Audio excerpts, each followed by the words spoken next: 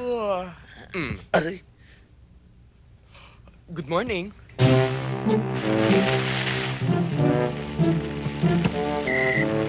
Ni!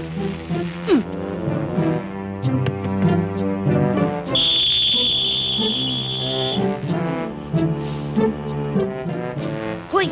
Hoy, gising!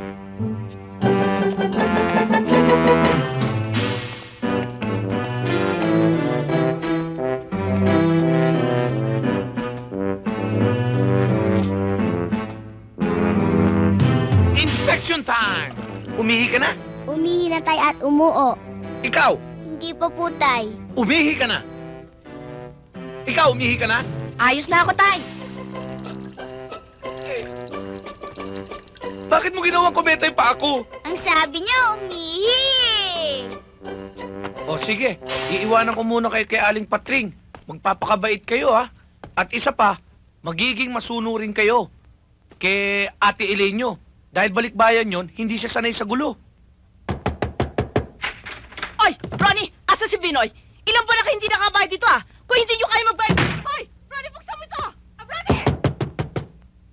Hoy! Hoy! Buksan mo itong pintuan! May problema? Malaking problema. Gaano kalaki? Yung kasera ng bahay, yung Bombay, yung Batanggenyo, yung sa ilaw, yung sa tubig. Sa telepono. Wala. Bakit wala? Wala naman tayong telepono eh. Maliit na problema yan. Kailangan malustan. Mag-isip ka. Mag-isip ka rin. Nakakaya sa mga bata. Biro mo malalaman nila hindi tayo nagbabayad. Kailangan magawa natin ng parang kagad yan. Ate, may problema ba si tatay? Meron yata eh. Ba't ka ba nakikialam? Bakit ka ba mataray? Ang kulit mo kasi. Makulit ba ako? Oo. Don't hate me, baby. Ricky! Ricky! Teka. Dito. Ricky! Anong nangyari sa'yo? Kuya, bakit? Anong gagawin natin? Hospital. Dali dito! Bilis! Ano ba? Purahanin niyo kami! Purahanin niyo kami! Nangyari kay Ricky! Bigla siyang hinimatay. Biglang bumula ang kanyang bibig. Ang problema nito, wala kami pambayad sa ospital. Kawawa naman ang batang yan. Eto, 200. Baka sakali makatulong sa inyo sa ospital. Maraming salamat. O kayo? Wala ba kayong mga puso? Wala ba kayong kaluluwa? Nakita niyo na nangyari sa anak ko ah. Hindi ba kayo magbibigay? Magbigay na kayo. Akin na. Thank you. Salamat. Thank you. Nagbigay na ba lahat? Yung iba, hindi pa. O sige na, lumakad na kayo. Tay, malayo na ba tayo? Oo. Baba mo na ako, nagsasakit-sakitan lang ako eh. Wala kang sakit. Eh bakit mo ginawa yun? Alam ko naman wala kang pambayad eh. Hoy Ricky! Panloloko yung ginawa mo. Tama! At kasalanan sa Diyos yan. Yan! Huwag mo nang ulitin yan ha. Oh, Pare Ran, oh. magkano na kolekta? 900. Ayos. Boundary na tayo. Sabi sa'yo pare, magdidikit ka lang sa akin. At ayos tayo.